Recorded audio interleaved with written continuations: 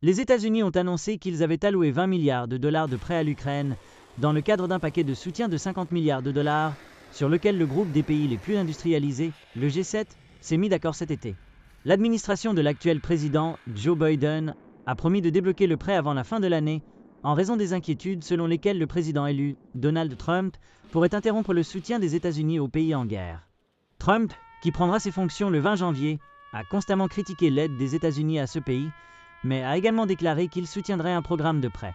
L'Ukraine dépend fortement de l'aide militaire et financière des États-Unis et de l'Europe dans sa lutte contre l'invasion russe, qui est déjà entrée dans sa 3e année. Un paquet d'aides des États-Unis, d'une valeur de 61 milliards de dollars, a été adopté en avril, mais il est probable qu'il se termine au début de l'année prochaine. Cela signifie que les 50 milliards de dollars du G7 garantiront que l'Ukraine dispose de fonds et d'armes suffisants pour se défendre durant la première partie de 2025, si Trump interrompt son soutien. Ces fonds, payés à partir des revenus des actifs immobilisés de la Russie, fourniront à l'Ukraine une infusion critique de soutien, alors qu'elle se défend contre un acte d'agression non provoqué, a déclaré la secrétaire au Trésor américain, Janet Yellen.